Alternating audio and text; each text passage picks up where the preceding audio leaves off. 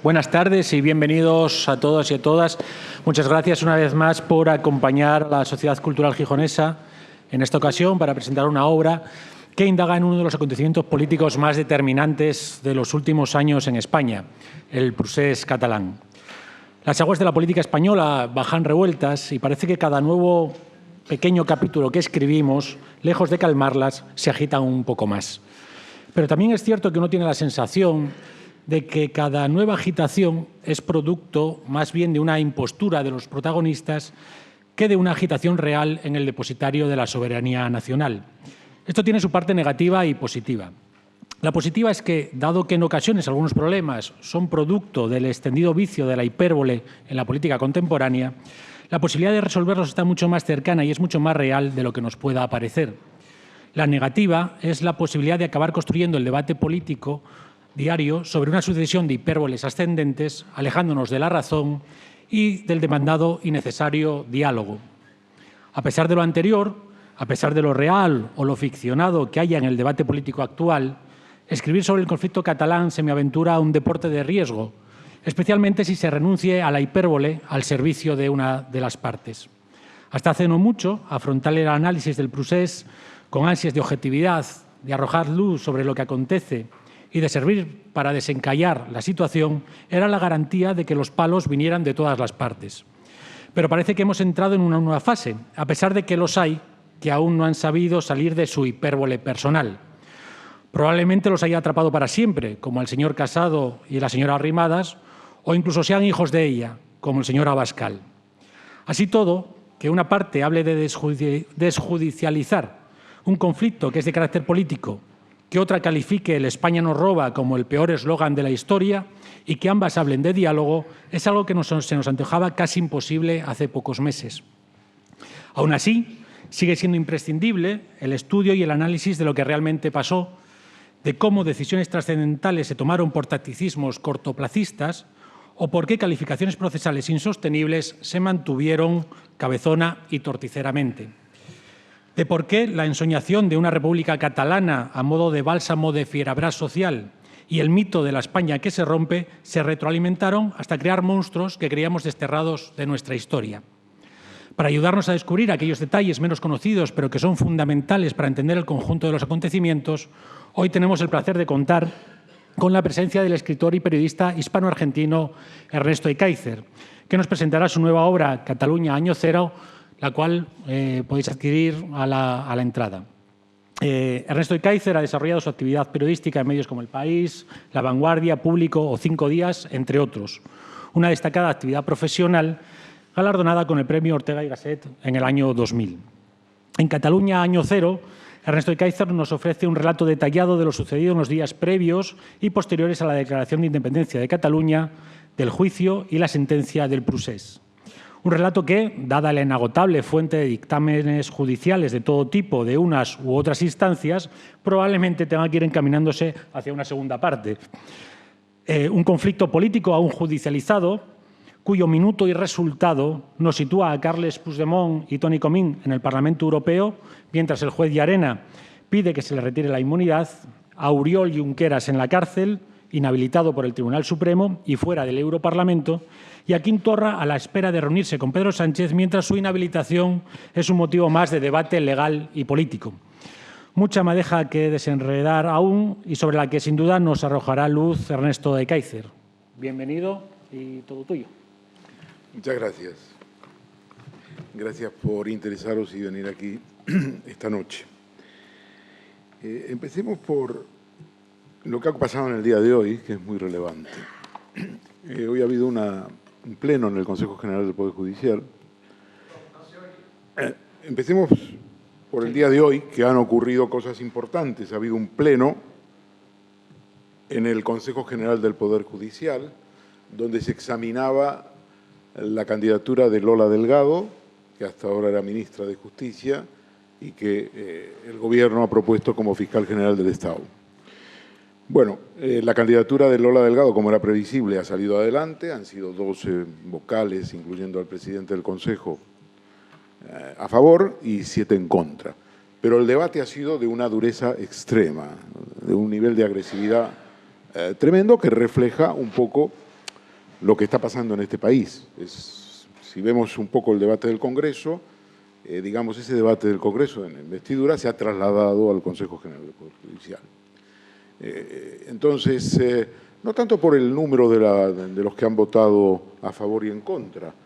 12-7 es una votación que era previsible, pero para que os deis una idea, cuando Javier Moscoso, ministro de la Presidencia del gobierno de Felipe González, pasó a ser fiscal general del Estado, la votación entonces, con una mayoría progresista, no como ahora, donde los progresistas, entre comillas, son minoría, con una mayoría progresista en el Consejo General del Poder Judicial, ganó por 12-6. Digo esto porque hay que relativizar muchas de las afirmaciones que hacemos a diario, en el sentido de que nunca hemos vivido una etapa como esta. En aquellos años 80, cuando Moscoso fue propuesto por el gobierno de Felipe González, insisto, la mayoría del Consejo General del Poder Judicial era de izquierdas, entre comillas, pretendidamente de izquierdas, todo lo que se puede pedir de izquierdas en este país, y en este momento, pues, evidentemente la mayoría es conservadora y conservadora bastante extrema. Esto viene a cuento porque, digamos, la etapa que se inicia ahora es una etapa muy difícil. Cuando yo empecé a trabajar en este libro hace año y medio, casi 2 años,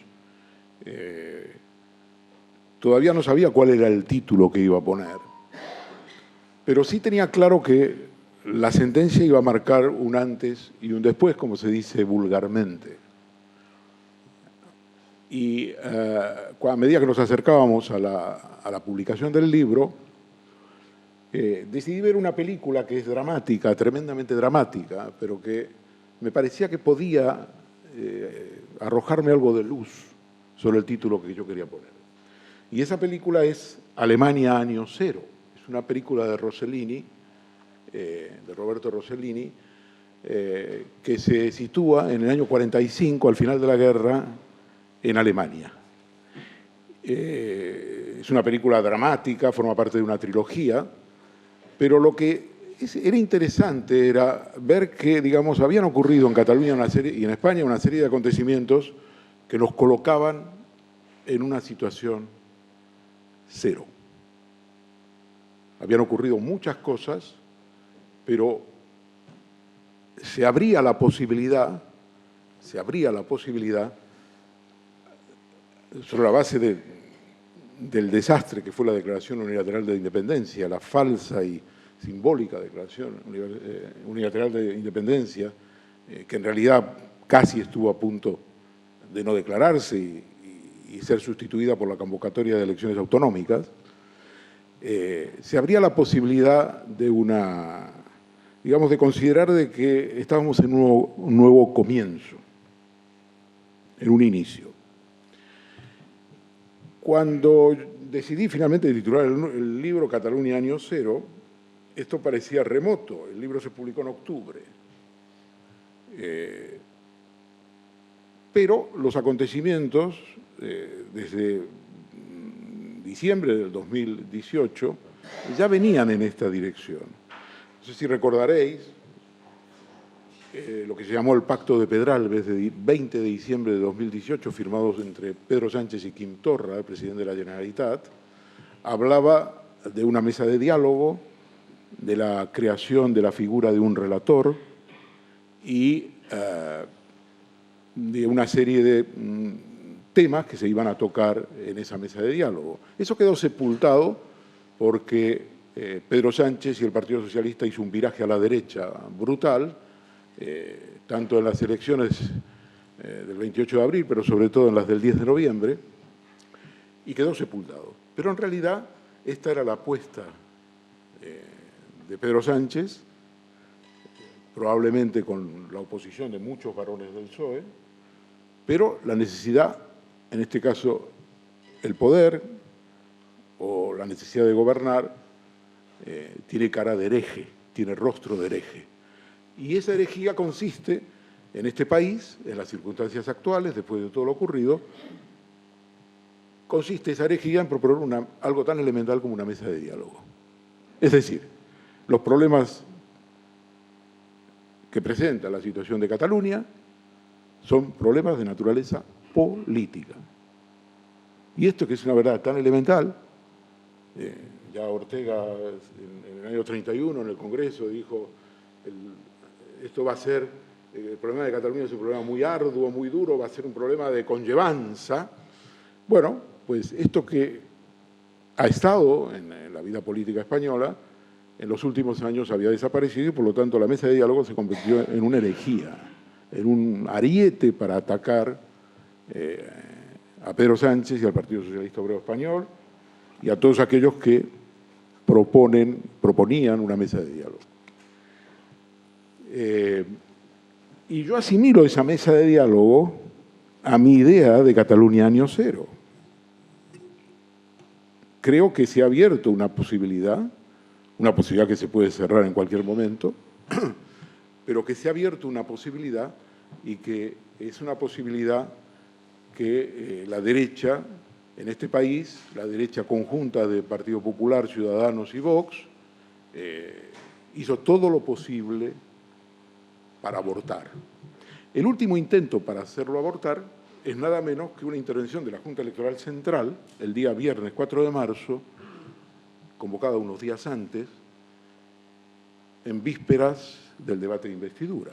Esa Junta Electoral Central se arroga una facultad de la Sala Segunda del Supremo, por supuesto con la anuencia total de la Sala Segunda del Supremo, se arroga la facultad de interpretar una sentencia del Tribunal de Justicia de la Unión Europea, el Tribunal de Luxemburgo, que es un tribunal, dada la evolución de la vinculación entre la legislación española y la legislación europea, también es un tribunal español y es como si fuera un tribunal superior.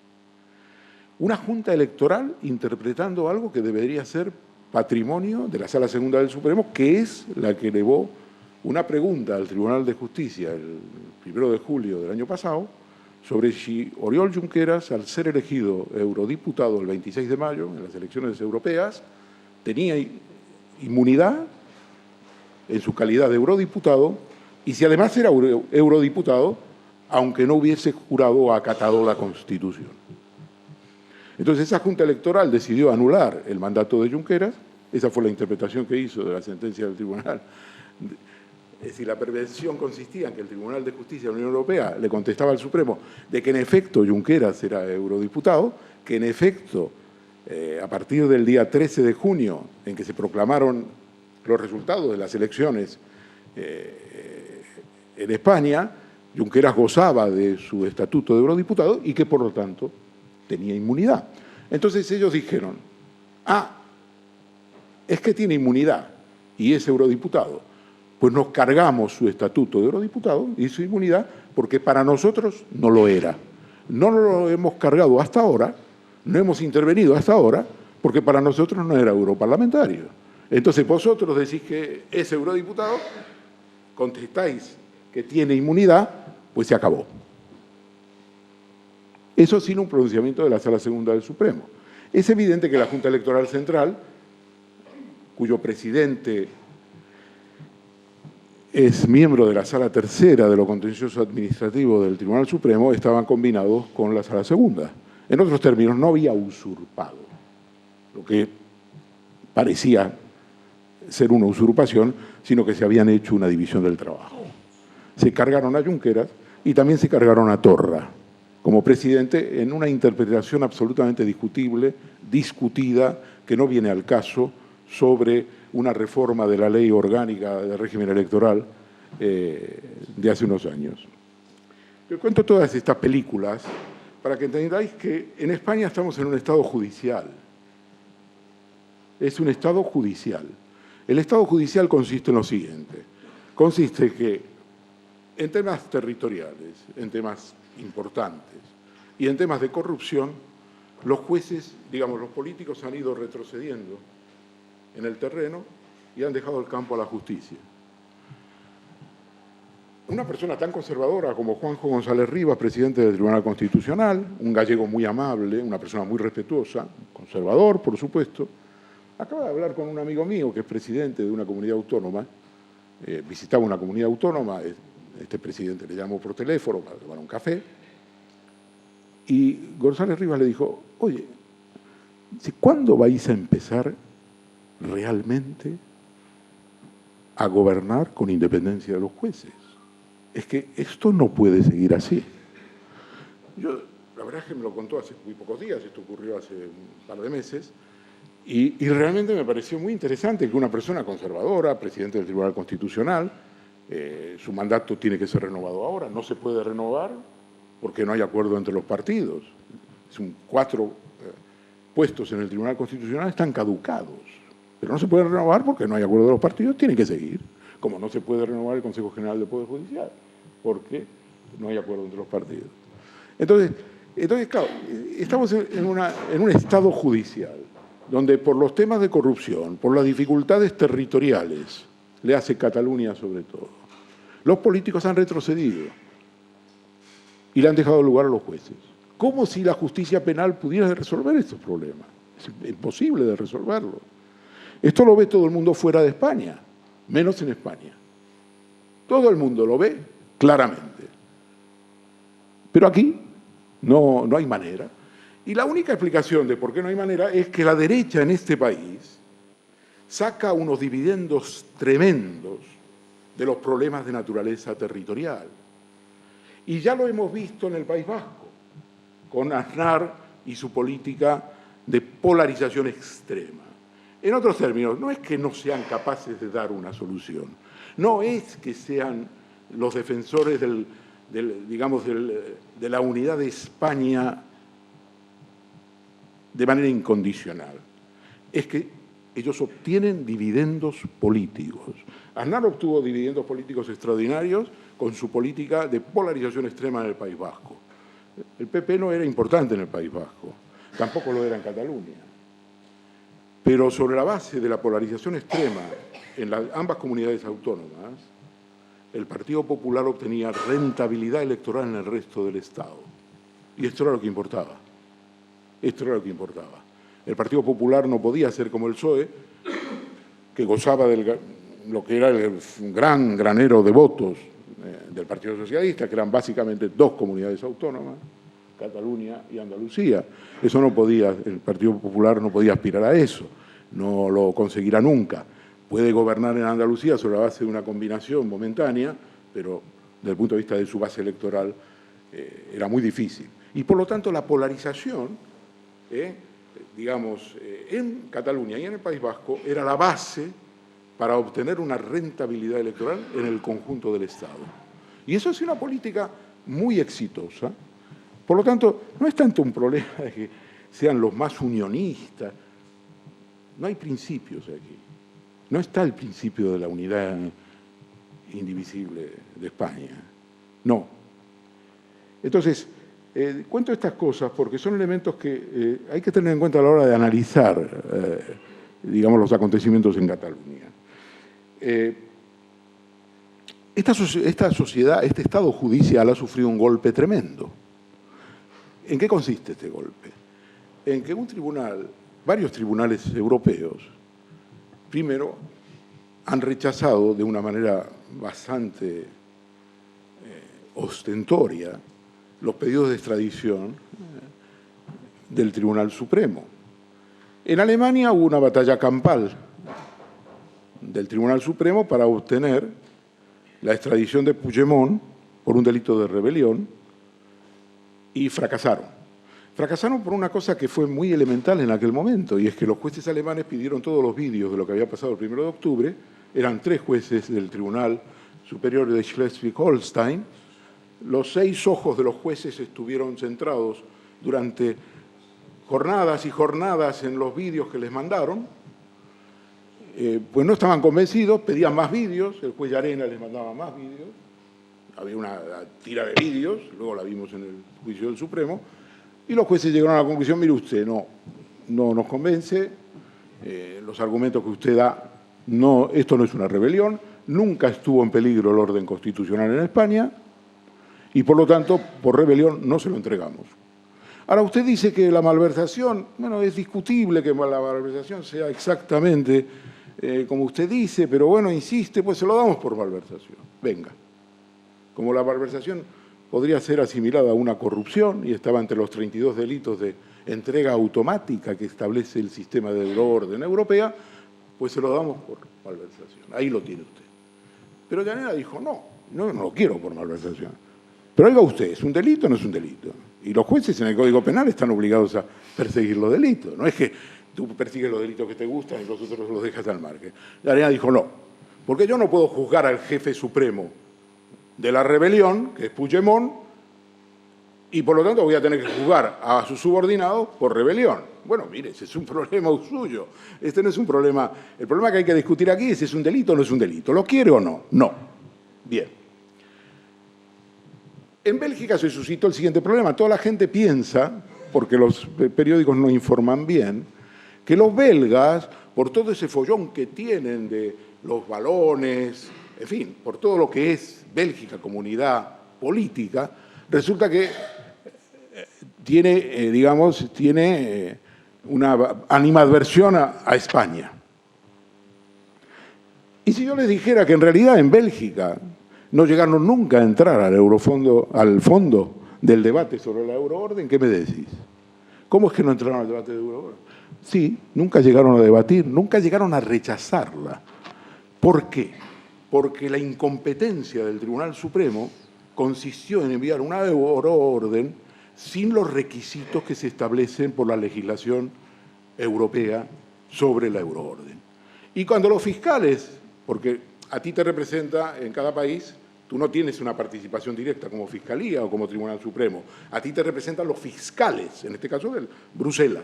Cuando los fiscales de Bruselas dijeron, dígale usted al juez, a los fiscales españoles, dígale usted al juez que emita una orden nacional de detención porque falta, y la legislación europea del Tribunal de Justicia de la Unión Europea lo que dice es que sin esa orden nacional no es válida la euroorden, Llanera dijo no quiero completarla, pues oiga usted, si no la quiere completar no hay euroorden. Y luego nos meten el cuento, con la ayuda de los medios de comunicación, indudablemente, de que los belgas nos tienen manía. Los belgas nos tienen manía. Resulta que no han podido entrar al fondo por una incompetencia profesional de un juez, en este caso Llarena, y resulta que nos tienen manía. Bien, y luego ya viene, digamos, el final, que es el reciente, del 19 de diciembre, que es el Tribunal de Justicia de la Unión Europea. El Tribunal de Justicia de la Unión Europea recibe una cuestión prejudicial, tramposa, de ingeniería jurídica, la primera cuestión prejudicial. Ya esto es decir bastante, estamos en 2019, cuando se presenta en julio, y bueno, hace ya muchos años que estamos en la Unión Europea, la primera cuestión prejudicial que se presenta por parte de la Sala Segunda del Supremo ante el Tribunal de Justicia de la Unión Europea se presenta en este caso. Y entonces el tribunal falla en contra de toda la expectativa de la Sala Segunda, que había hecho una ingeniería jurídica al presentar la euroorden, la cuestión prejudicial. Ellos preguntaban si Junqueras tenía inmunidad o no, pero en lugar de interrumpir el procedimiento, que es lo que se pide en el estatuto del funcionamiento del Tribunal de Justicia de la Unión Europea, en lugar de suspender el procedimiento, resolver las dudas y luego, una vez recibida la respuesta a las dudas, dictar sentencia, el tribunal dijo no. Nosotros planteamos la cuestión prejudicial en un incidente procesal. El procedimiento principal, que en el caso de Junqueras consistía simplemente en dictar sentencia, no lo interrumpimos.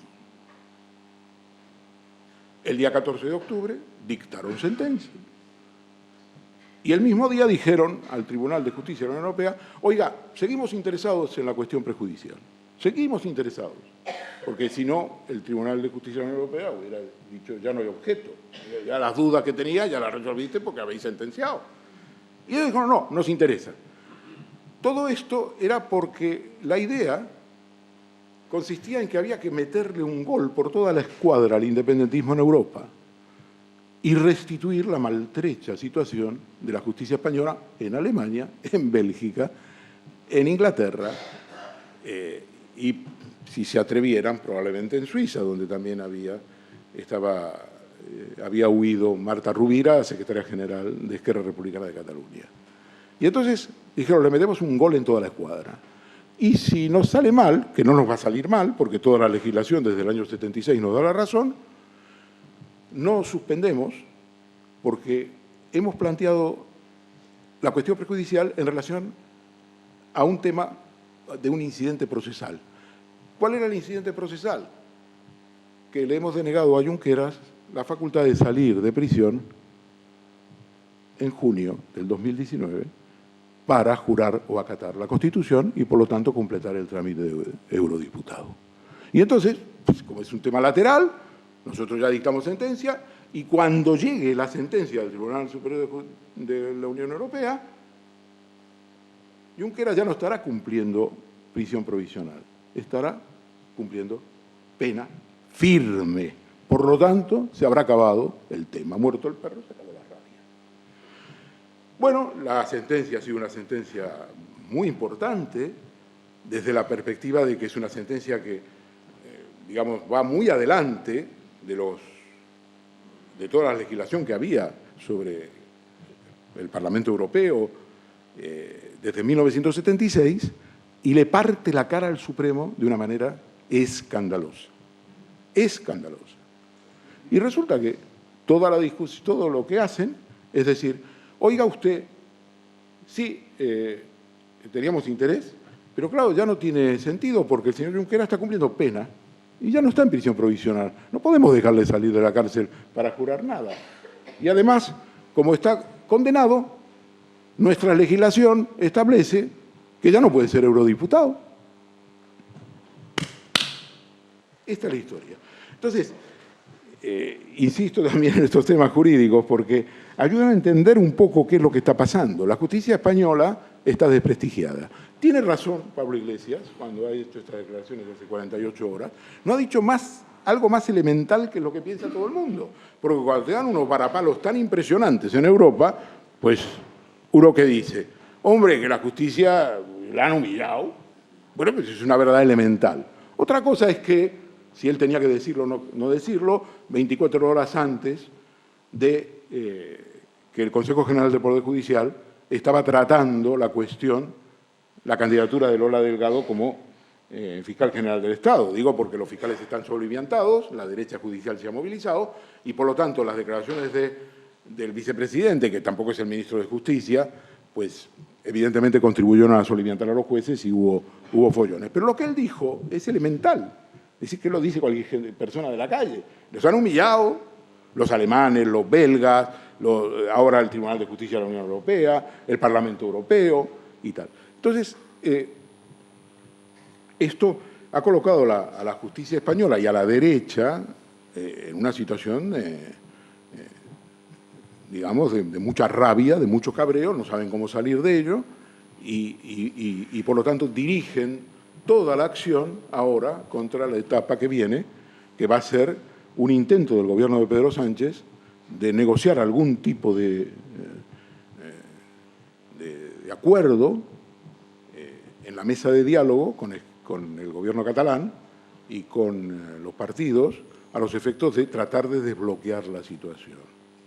Y yo a esto era un poco lo que me refería con Cataluña año cero. Esta era la idea, es decir, yo decía, en el prólogo del libro, yo decía, el filósofo francés Vladimir Yankelevich, 1903-1985, ha hecho un elogio del coraje como virtud inaugural y ha sentenciado que es necesario comenzar, aunque resulte paradójico, por el principio. Cataluña y España se encuentran en ese comienzo implícito en el título de este libro, el año cero. Y en el comienzo, coraje. Y esto es lo que hay que tener ahora, coraje.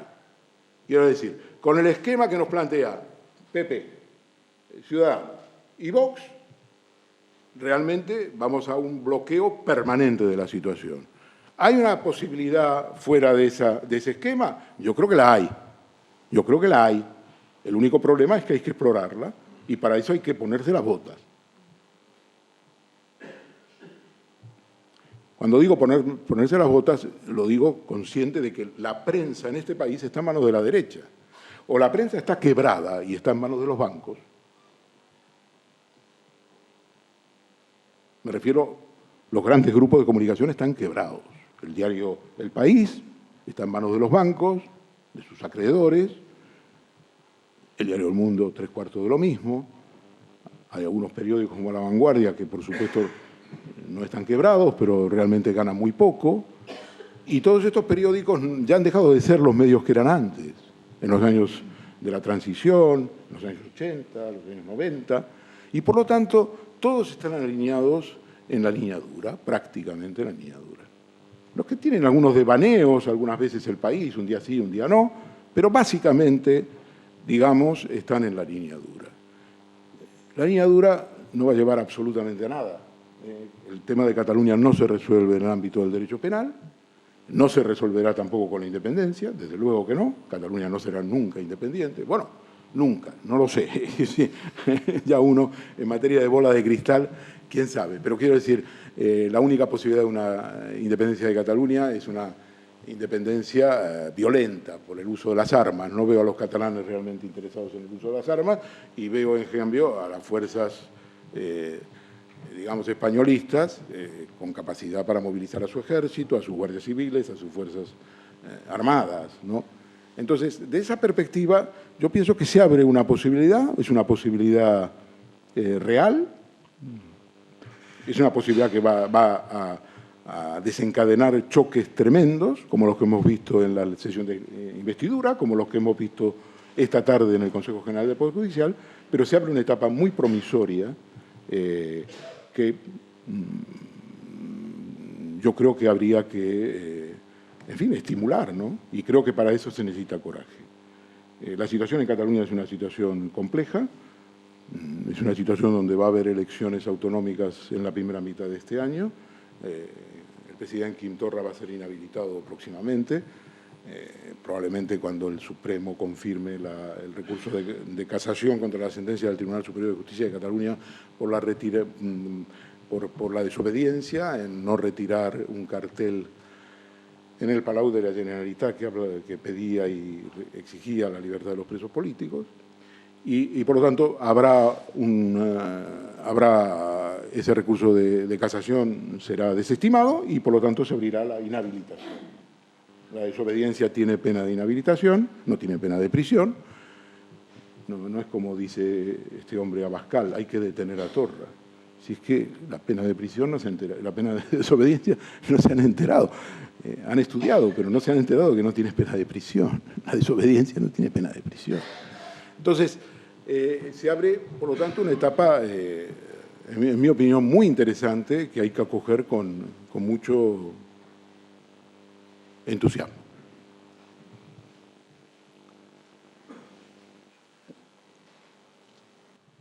He terminado. Vale.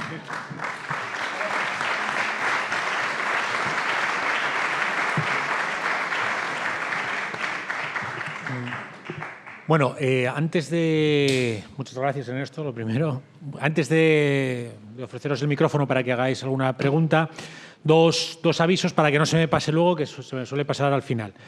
Primero, el jueves de la semana que viene tendremos con nosotros a Antonio Maestre, que presenta su libro Franquismo S.A. Y por otro lado, comunicaros que hace pocos días hemos estrenado nueva página web, culturalgijonesa.org. Y bueno, ahí podéis ver artículos, vídeos de otras conferencias. El de este también lo están grabando, lo tendremos en la web. Entonces, bueno, que si os queréis acercar a algunos de otros actos que tenemos y a la programación que tenemos, pues en la página web culturalgijonesa.org lo podéis tener. Y ahora, bueno, pues pasamos a ofreceros el micrófono, si alguien quiere hacer alguna pregunta. Sí, buenas tardes.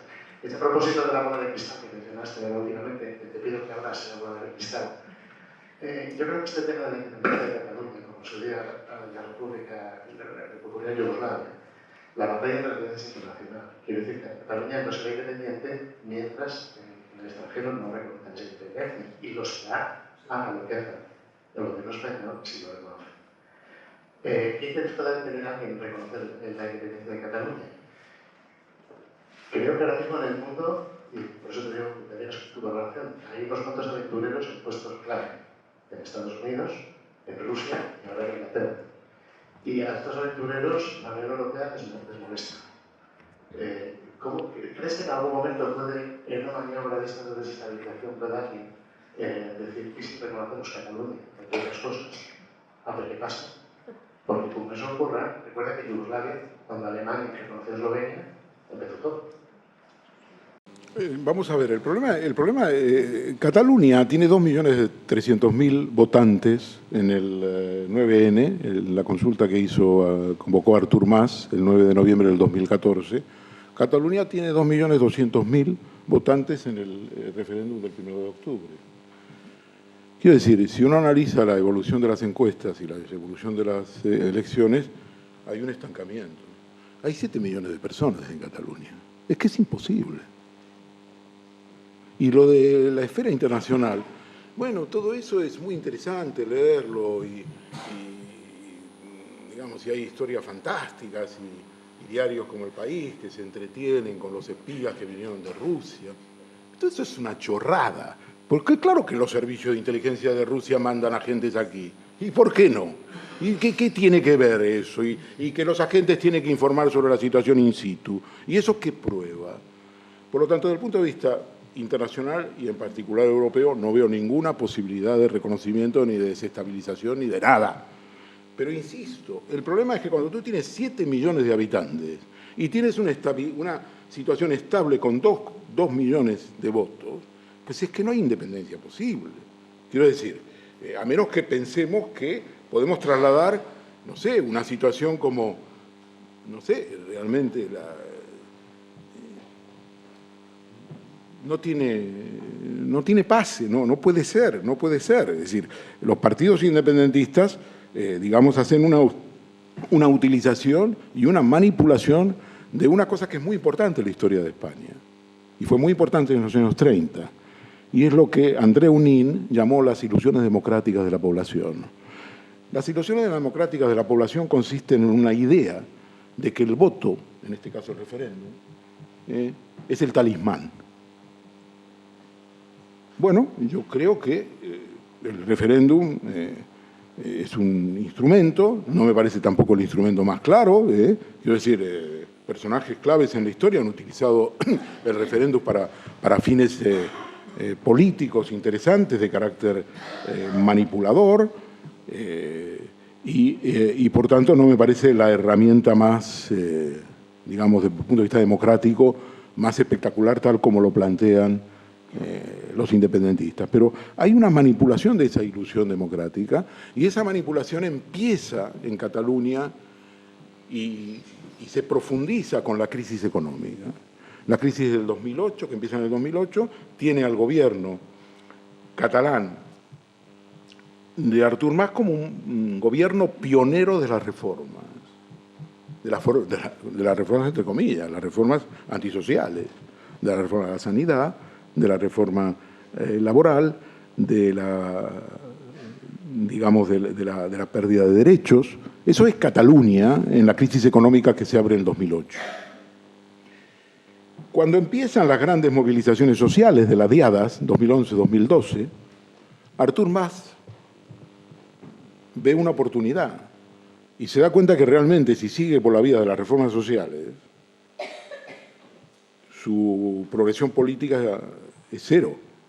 Y hay un gran acontecimiento digamos, desde el punto de vista social, que es lo que se llamó el asedio al Parlamento.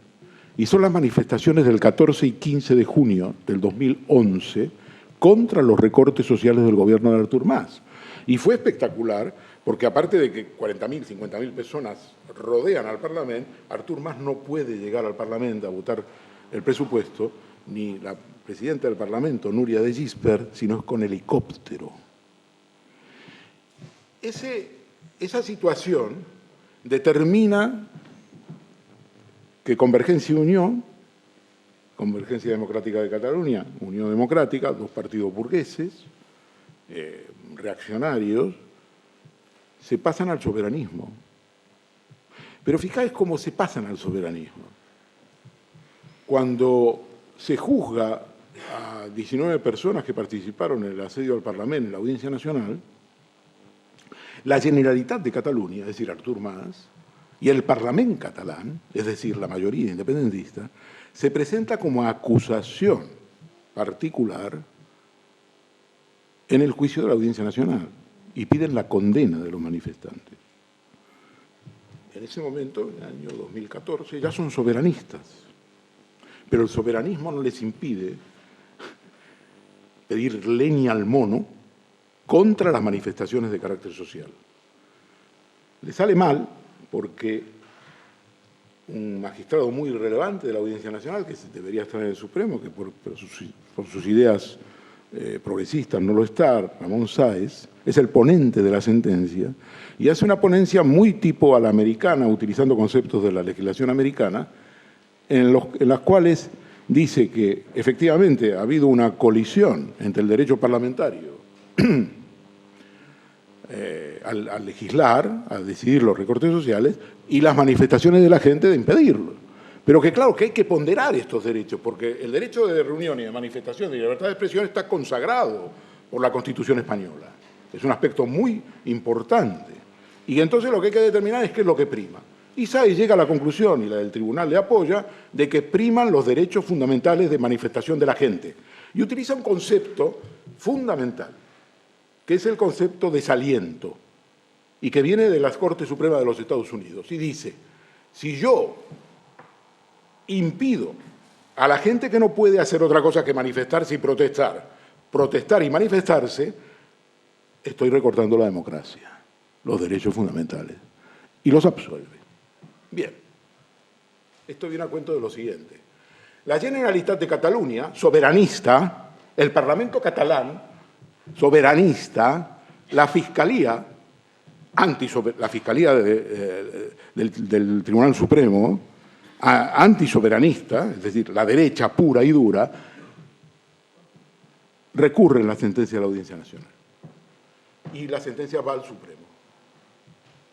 Y en el Supremo hay un magistrado muy progresista, Perfecto Andrés, que ahora está jubilado, que en el año 2015 decide declinar la ponencia. Le toca a él la ponencia es quien redacta la sentencia, la declina porque no está de acuerdo con la mayoría del tribunal, que quiere condenar a quienes han sido absueltos por un tribunal inferior, sin escucharles.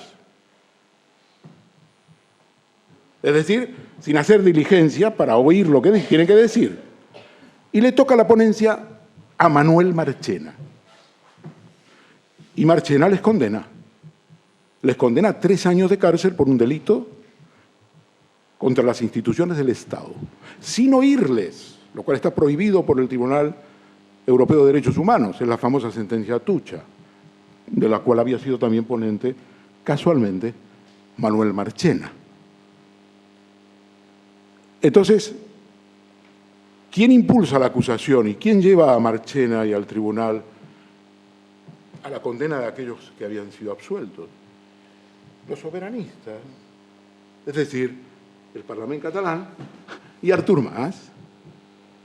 En otros términos, todo el tema de carácter social, de oposición y de crisis social que en Cataluña tuvo una repercusión importante, como la tuvo en Madrid con el 15M, los partidos, Convergencia Democrática de Cataluña y Unión Democrática, y en menor medida, pero también Esquerra Republicana de Cataluña, desvían todo el tema de carácter social hacia el tema nacional. Es decir, la lucha de clases se ha acabado.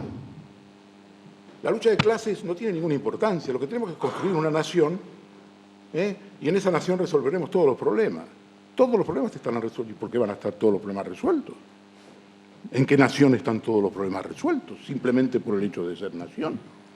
Entonces, lo que digo, le cuento toda esta película, porque con 2 millones de votos, en un país donde viven 7, es que no es posible.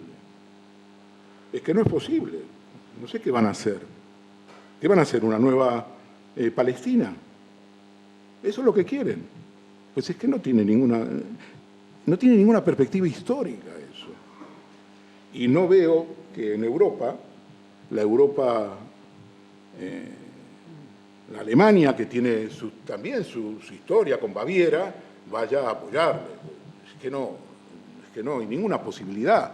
Y por tanto yo creo que es un proyecto donde tienen que entrar en una razonabilidad y negociar un nuevo estatuto, probablemente de autonomía. Les costará, porque lo que han vendido allí es que se puede conseguir la independencia. Eso es lo que han vendido, y la gente se lo cree. Pero se lo cree por eso de las ilusiones democráticas. En este país, las ilusiones democráticas se expresaron en las elecciones municipales en el año 31, que acabaron con la monarquía. La monarquía no se acabó en España porque hubo un levantamiento armado. Se acabó porque la gente votó en unas elecciones municipales. Conviene recordarlo. En lo que se refiere al diálogo con la derecha, bueno, yo trataba de explicar de que el tema de la derecha no es un problema de principios. No es que ellos conciben una serie de principios sobre la estructura de España. Tienen un gran contenido oportunista, electoral. Quiero decir, Aznar, si uno toma Aznar, que es de alguna manera pues, el personaje importante en la reconstrucción del Partido Popular, en las victorias de los años 90, toda su actividad es una actividad errática. Cuando él negocia con ETA, eso vale. Cuando negocian los demás con ETA, no vale. Es decir, lo decía Borja Semper, que se acaba de renunciar en el Partido Popular del País Vasco, lo acaba de decir, ¿no? Él dijo, yo cuando escuchaba a Aznar hablar del Movimiento de Liberación Nacional Vasco, se me ponían las carnes y tal. Dice, pero claro, luego va el PP y critica a Zapatero por negociar con ETA. Pero, a ver, ¿qué hizo él? Entonces, claro, cuando ves todo eso, ves toda la actitud oportunista en cuanto a la movilización de las asociaciones de víctimas en el País Vasco, cuando fue la negociación con ETA del gobierno de Zapatero, te das cuenta que realmente la derecha no es que tenga principios, no es que esté defendiendo principios, está defendiendo una perspectiva de poder. Les importa un pimiento lo que pasa en Cataluña y en el País Vasco. Nunca van a tener posiciones importantes allí, pero sí las van a tener en base a explotar la situación en estas dos comunidades autónomas en el resto de España. Entonces, pactar con la derecha. Sánchez ha pactado con la derecha, ha apoyado el 155. El 27 de octubre del 2017, más pacto con la derecha. El problema es que no veo yo por dónde puede haber ese pacto. Por ejemplo, hay que renovar el Consejo General del Poder Judicial porque desde el día 4 de diciembre del año del 18, ese consejo está caducado. Tiene un presidente que se dedica a nombrar jueces en las audiencias y en los tribunales superiores de toda España. Depura y nombra.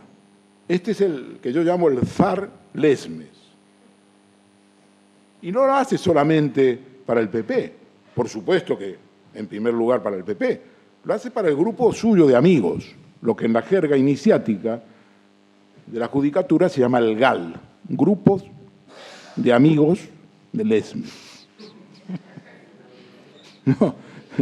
No es una broma, es así. En la judicatura es el GAL.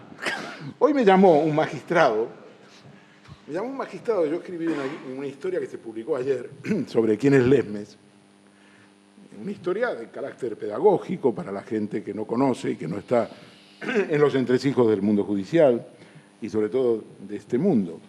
Y yo ponía que Lesmes tenía una característica y que no solo seleccionaba a los magistrados en el Consejo General del Poder Judicial, que es el que los nombra, de la derecha, sino que cuando tenía que nombrar a alguien por obligación, por una situación de votos de la izquierda, los elegía a él.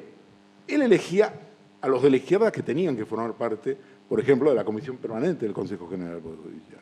En otros términos, todo pasaba por su grupo de amigos. Y entonces daba el ejemplo. Cuando él necesitó crear una vicepresidencia del Tribunal Supremo, que no existía y realmente es un cargo, no tiene ninguna trascendencia, la creó porque tenía que poner un amigo suyo, que se llama Ángel Juanes, un magistrado muy honesto, había sido presidente de la Audiencia Nacional del sector progresista. Pero digo, ¿y por qué le nombro a él?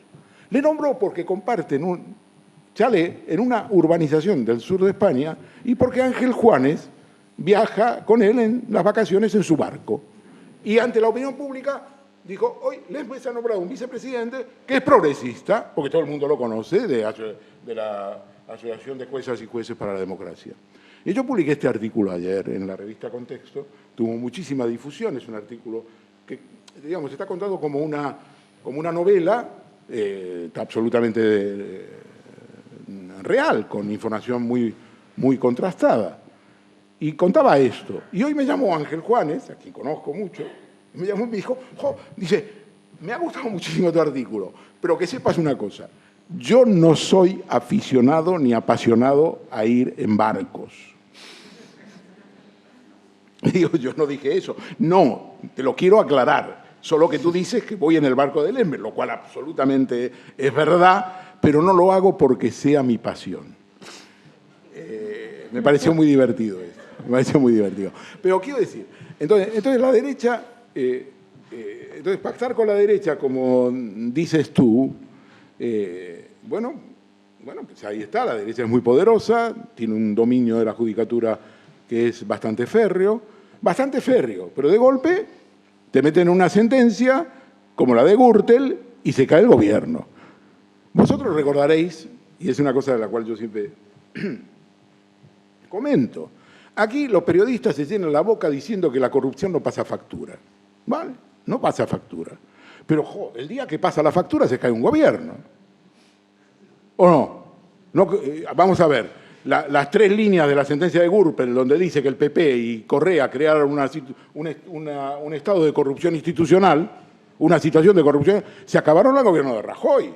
Entonces, no pasa la factura, pero, oye, si cada tanto tres líneas de una sentencia se cargan un gobierno, pues, oye, mira qué factura pasa.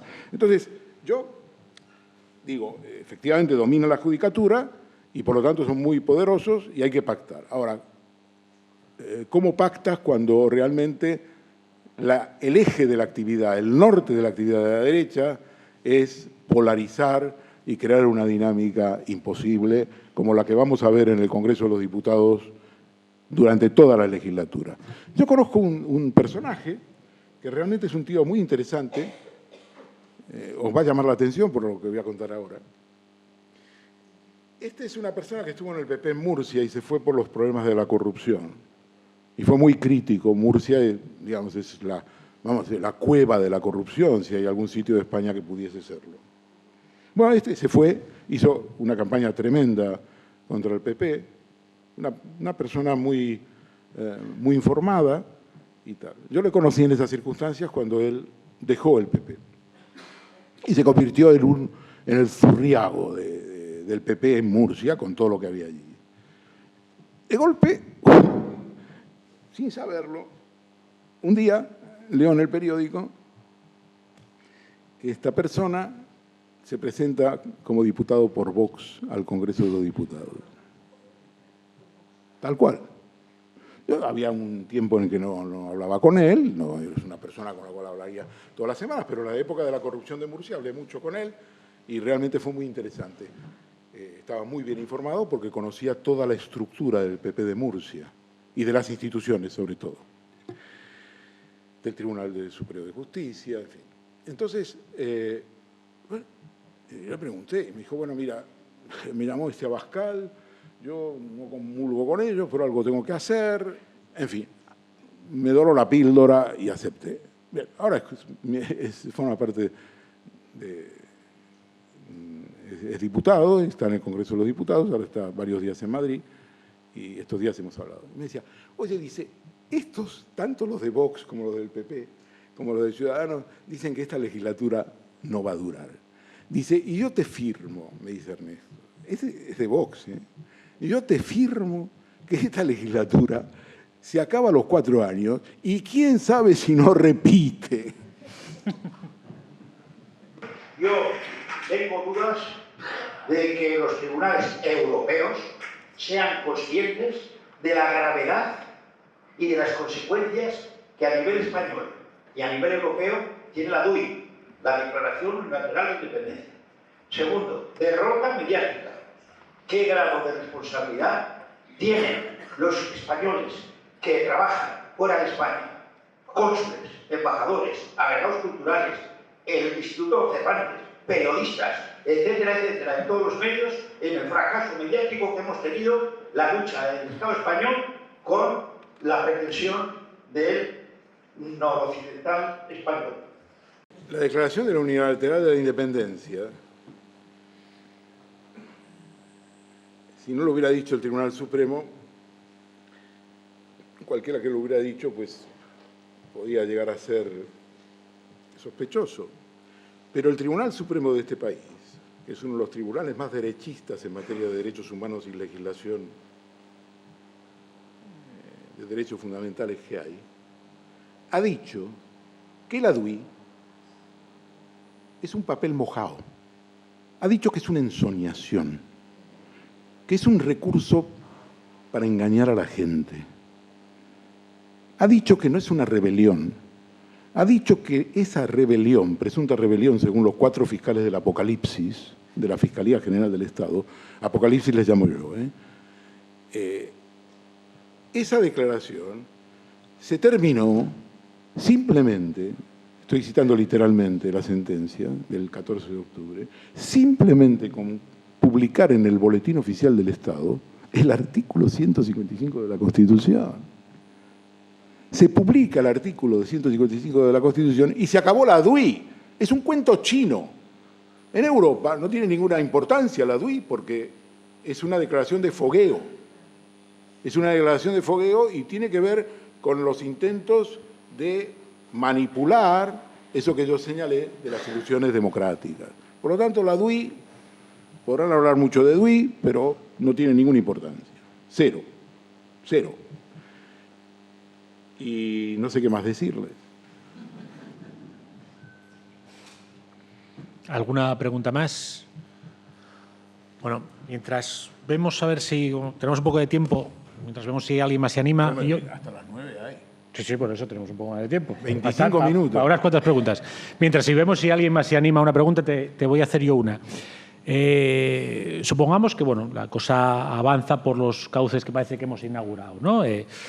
Se comienza la mesa de diálogo, la cosa va relativamente bien o con los altibajos que haya, pero bueno, llegamos a un punto donde hay un acuerdo, probablemente sea lo que tú decías, un nuevo Estatuto de Cataluña, que se aprueba y sin mayor problema. Esa es la cuestión política, que si va por ahí todo bien. Pero yo veo un gran problema. Estamos hablando de desjudicializar el conflicto. Pero vamos a tener, por un lado, a la derecha que va a estar constantemente denunciando a todo el mundo por rebelión, sedición, traición, no sé qué, no sé cuánto, más luego una judicatura muy escorada a la derecha que en mayor o menor medida, pero va a escuchar de una u otra manera todas esas medidas. ¿Cómo podemos desjudicializar un conflicto si para ello no colabora la judicatura? Bueno, esto tiene que ver con el plan de nombrar a Lola Delgado fiscal general del Estado. Esta está en la base. Digamos, el planteamiento de Pedro Sánchez es muy sencillo. Él dice, si yo nombro un fiscal general del Estado, cualquiera que nombre, me van a decir que obedece a mí. Todos los fiscales del Estado en general, de signo socialista o popular, en general las oposiciones lo que dicen, este obedece al gobierno. Será autónomo, será independiente, todo lo que usted quiera, pero obedece al gobierno. Entonces él ha dicho, es muy sencillo, yo necesito un fiscal de confianza, porque lo que tengo que hacer, tengo que evitar que enreden. ¿Qué enreden? ¿Qué quiere decir enreden? Como prólogo y alfombra roja de las elecciones del 10 de noviembre, hubo en Sabadell una detención de 9 jóvenes, de los cuales 7 fueron encarcelados, y crearon una milonga con 7 de ellos que los acaban de dejar a todos en libertad. Y yo, hace muy pocos días con mi mujer, fui a ver una película magnífica que les recomiendo, que se llama Richard Jewell, y que se refiere a los atentados en los Juegos Olímpicos de Atlanta en el año 1996, creo. Y lo que cuenta esa película es cómo actúa el FBI, cómo actúa la prensa, cómo actúa la policía y cómo actúa la población. Y cuando ves esa película y sales del cine y dices, ¿y esto de los CDR? Pues es más de lo mismo. Es toda una conspiración para crear la dinámica antes del 10 de noviembre de que nace una ETA en Cataluña o una cosa parecida a la ETA. Y resulta que les tienen 3 meses en la cárcel y acaban de dejarles en libertad a todos. Entonces, quiero decir, la judicatura tendrá muchas dificultades en seguir por este camino. Tendrá muchas dificultades porque realmente una parte importante de las operaciones que se hacen tienen un sentido conspirativo que tiende a crear un estado, una realidad virtual que no existe. Eso ocurrió con la instrucción de la causa del Procés. ¿Quién fue el máximo instructor, realmente el instructor detrás del juez? Un teniente coronel de la Guardia Civil que se llama Daniel Baena, representante de la Policía Judicial en Cataluña desde hace muchísimos años. Él explicó en el juicio, es que en Cataluña había un clima insurreccional. Cuando nosotros empezamos a investigar, él dijo en el año 2015, ya sabíamos que las diadas eran la expresión máxima de esa situación, era un clima insurreccional. Ellos iban con la rebelión en la frente. Y cuando él hablaba en el juicio, en lugar de hablar de hechos, hablaba de categorías jurídicas. En derecho hay una máxima que es muy importante, que dice, dame los hechos, que yo te daré el derecho. Es la traducción de un aforismo en latín. Y entonces, estos en cambio no. Estos le intentaban convencer al tribunal de que eso era rebelión y luego encajaban los hechos en el concepto jurídico. Entonces, ¿qué pasa? La judicatura está orientada en esa dirección, pero se puede cambiar, claro que se puede cambiar. Porque una parte de la judicatura en los últimos años, y en particular, por ejemplo, la Fiscalía, ha obrado al margen de lo que son los órganos.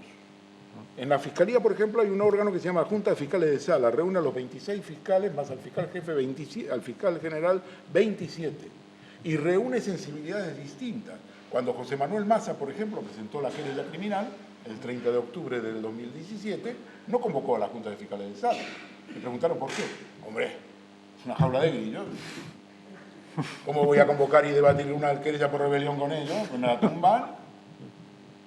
Ahora que vino la TJUE, la sentencia del Tribunal de Justicia de la Unión Europea, que es muy importante por la trascendencia que tiene en el terreno penal, pero también en el terreno contencioso administrativo, donde hay como 10 pleitos de Puigdemont, Comín y Junqueras en la sala tercera, lo lógico era que la fiscal, que esta era progresista, simpatizante de Podemos, María José Segarra, nombrada por Lola Delgado, ministra de Justicia, convocara a la Junta de Fiscales de Sala y dijera, oiga, vamos a ver las repercusiones que tiene esta sentencia tan extraordinaria de un tribunal, del prestigio del tribunal. Vamos a convocar a la Junta de Fiscales de Sala. No la convocó, porque tenía 4 fiscales, lo que yo llamo del apocalipsis, que le marcaban el paso, y por lo tanto estaba acojonada. Y ahora sí volverá a Sevilla, claro, a seguir como fiscal de Sevilla. Quiero decir, realmente la judicatura se pueden tomar medidas, se pueden tomar medidas. El problema es que hay que tener, en fin, un gobierno que esté dispuesto a llevarlas adelante y fiscales que estén dispuestos a... Pero fiscales hay en la Fiscalía mucha gente que está en desacuerdo con toda la orientación de la rebelión, muy en desacuerdo. Fijaos el sistema absurdo de este tema de la rebelión, que los 4 fiscales que llevaron adelante esto de la rebelión, el día 10 de diciembre, uno de ellos, Fidel Cadena, que es el más teórico, le invitan de la Real Academia de Jurisprudencia y Legislación de Madrid a dar una conferencia sobre el delito de rebelión. Y van los 4, los 3 fiscales, Consuelo Madrigal, Jaime Moreno, Javier Zaragoza y Cadena. Cadena era el conferenciante. Y hace un discurso en la Real Academia un discurso donde dice, la sentencia del Supremo está equivocada. Eso es rebelión. Eso es rebelión. Y digo, es el Tribunal Supremo, hombre, es la cúspide del sistema penal español. Después del Supremo no hay más. El Constitucional es otra cosa. Se han dicho que no es rebelión, han dicho que eso es una ensoñación, que la DUI era un papel mojado, que se publica en el BOE el 155 y se acabó la milonga. Y dice, ¿cómo dice usted que...? Pues sí, siguen adelante. Es una facción que se ha apoderado de la Fiscalía General del Estado, que ha llenado la cefalía. Esa es la gravedad de la situación. Entonces, ¿se pueden tomar medidas? Se pueden tomar medidas. Ya lo veremos. Ya lo veremos. Pero uno puede tener la idea de que esta situación no tiene salida. Tiene salida. El problema es cómo se organiza esa salida en un país muy difícil que nunca ha llegado a ser realmente, lo digo con todo respeto, una nación en el sentido antiguo, en el sentido de una nación unificada, donde ha habido una revolución, como hubo en Francia, como hubo en Italia, como hubo en Alemania, pues eso no ha habido aquí.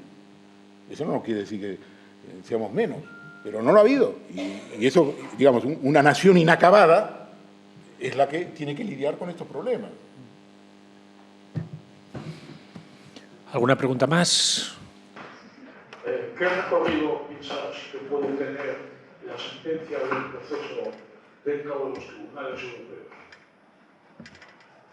Bueno, el recorrido de la sentencia que tenemos ahora es el siguiente, el calendario. Lo que tenemos ahora es lo que se llama el incidente de nulidad de sentencia, que es un recurso que se presenta ante el Supremo, ya está presentado, ya las defensas lo han presentado, la Fiscalía ha respondido, el Tribunal va a contestar en los próximos días, desestimará todas las objeciones, tal como lo indica el comportamiento del Tribunal del Procés, de la Sala Segunda en el curso de los últimos años. El incidente de nulidad es un incidente que se refiere a la posible vulneración de derechos fundamentales, no va a discutir el fondo de los hechos ni las calificaciones jurídicas, si se violaron o no derechos fundamentales. Entonces, una vez que el Tribunal Supremo desestima esto, que digo será en las próximas semanas, hay 30 días para presentar un recurso de amparo ante el Tribunal Constitucional. El Tribunal Constitucional seguramente se tomará todo este año 20 y parte del 21 hasta resolver los recursos de amparo. Y entonces, a partir de ahí, nos vamos a Estrasburgo, Tribunal Europeo de Derechos Humanos de Estrasburgo. Y el Tribunal Europeo de Derechos Humanos de Estrasburgo se tomará 4 o 5 años para resolver. Este es el calendario. Bueno, pues muchas gracias a todos por haber venido. Os recuerdo que ahora Ernesto os puede firmar algún libro fuera, ¿verdad, Sara? Sí. Fuera están los libros y si alguien quiere que se lo firme Ernesto, pues sin ningún problema. Y muchas gracias una vez más.